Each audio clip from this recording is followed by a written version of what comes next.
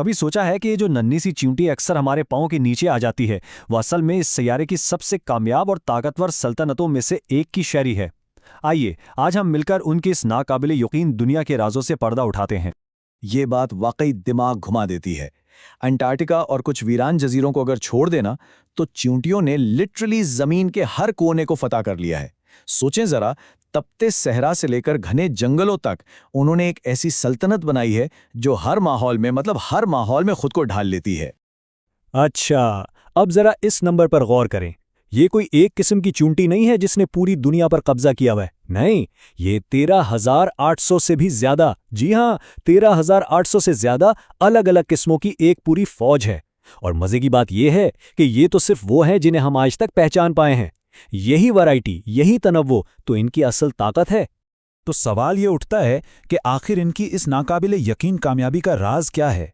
कौन सी ऐसी खुफिया ताकत है इनके पास? देखिए, इसका जवाब किसी एक चींटी की ताकत में नहीं, बल्कि एक ऐसे इज्तिमाई आइडिया में है जो शायद हमारे सोचने का अंदाज ही बदल दे। और वो आइडिया है सुपर ऑर्गेनिज्म। अब ये क्या चीज़ है? इसका मतलब ये है कि चींटियों की कॉलोनी को लाखों अलग अलग चींटियों का एक ग्रुप ना समझें, नहीं, बल्कि उसे एक ही बहुत बड़ा जानदार समझें, जिसका दिमाग एक हो लेकिन जिस्म लाखों हों। इसे समझने का सबसे आसान तरीका यह है कि आप हर एक चींटी को अपने जिस्म के एक सेल की तरह समझें।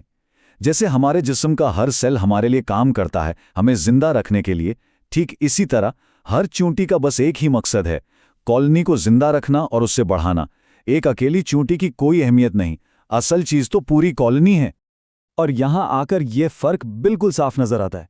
देखें, एक अकेली चींटी की दुनिया कितनी छोटी सी है।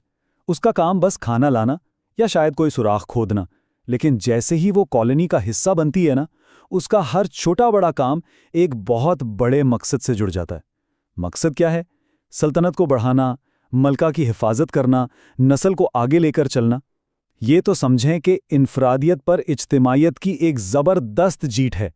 तो ठीक है, ये तो समझ आ गया कि ये क्या है। अब सवाल ये है कि कैसे, मतलब ये सुपर ऑर्गेनिज्म आखिर काम करता कैसे है। चलें देखते हैं। इसके अंदर एक पूरा माशरा बसता है, और वो भी माहिरीन का। इस सारी कामयाबी के पीछे जो बुनियाद है ना, वो है एक इंतहाई मुनज़्ज़म सिस्टम। आप इसे एक परफेक्ट मशीन समझ लें, जिसका हर पुर्जा यानी हर एक चींटी अपना काम जानती है। और कमाल ये है कि वो पूरी जिंदगी बस अपना काम करती रहती है, बगैर किसी के हुक्म का इंतजार किए।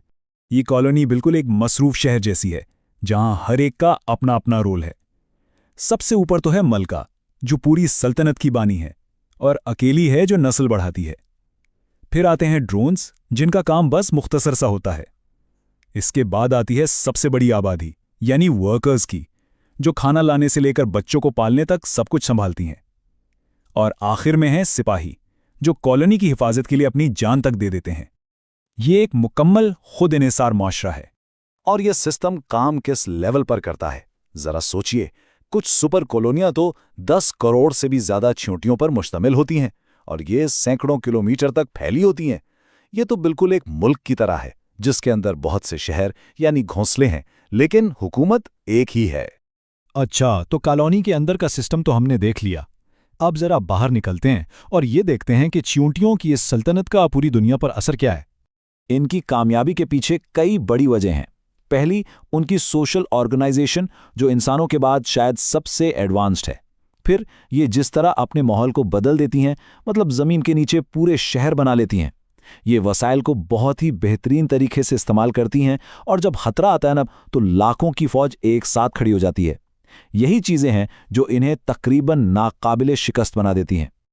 ये जो डेटा है ना, ये उनके गलबे की असल कहानी बताता है। यहाँ एक लफ्ज़ है बायोमास। इसका सीधा सा मतलब है किसी जगह पर मौजूद तमाम जानदारों का कुल वजन। अब दिलचस्प बात सुने। कुछ गर्म जंगलात में अगर आप एक तरफ सारी चींटियों का वजन करें और दूसरी तरफ तमाम जंगली परिंदों और ममालिया का, तो चींटियों का पल्ला भारी निकलेगा। सोचें, उन नन्हे जानदारों का इस सैयारे पर कितना बड़ा असर है। अच्छा, अब इंसानों के साथ उनके रिश्ते की बात करें तो ये भी बड़ा पेचीदा मामला है। एक तरफ तो ये हमारे लिए बहुत फायदेमंद है, बहुत सी जगहों पर इन्हें खाया जाता है, दवाइयों में इस्तेमाल किया जाता है, और ये फसलों को दूसरे कीड़ों से भी बचाती हैं। लेकिन दूसरी तरफ यही चींटियां फसलें तबाह कर सकती हैं, घरों में घुस आती हैं, और कुछ किस्में जैसे कि रेड फायर एंट, तो जहां जाती हैं वहां पूरे इकोसिस्टम को तहस-नहस कर देती हैं। और आखिर में जब हम चींटियों की कॉलोनी को गौर से देखते हैं ना, तो कहीं ना कहीं हमें अपने ही मुआशरे की झलक नजर आती है। जरा सोचें इस बारे में, काम की तकसीम, बिल्कुल जैसे हमारे मुआशरे में अलग अलग प्रोफेशंस हैं, फिर उनका आपस में बातचीत का तरीका, केमिकल सिग्नल्स के जरिए जो उनका अपना इंटरनेट है, और मिलकर बड़े बड़े मसले हल करना जो कोई एक चींटी कभी नहीं कर सकती, जैसे अपने जिस्मों से पुल बना लेना। ये सारी बातें हैरान अंगेज तौर पर हमारे यानी इंसानी मुआशरों से मिलती जुलती हैं। और यही वजह है कि साइंसदान और दूसरे माहिरीन चूंटियों के माशरे को इतना स्टडी करते हैं। वो सिर्फ कीड़ों को नहीं देख रहे होते, वो ये समझने की कोशिश कर रहे होते हैं कि इज्तिमाई जहानत यानी कलेक्टिव इंटेलिजेंस आखिर काम कैसे करती है, कैसे लाखों जानदार बगैर किसी सेंट्रल कमांड के एक मकसद के लिए काम कर सकते हैं। उनसे हमें यह सबक मिलता है कि मजमूई ताकत हमेशा इनफरादी ताकत से कहीं ज्यादा होती है। और ये सब हमें एक आखिरी और बहुत ही गहरे सवाल पर लाकर छोड़ देता है। अगर लाखों चींटियां जिनके पास अपना कोई शऊर नहीं, एक होकर इस सियारे को बदलने की ताकत रखती हैं, तो फिर हम इंसान जिनके पास शऊर भी है और जहानत भी, अगर हम सब मिलकर एक हो जाएं, तो क्या कुछ नहीं कर सकते।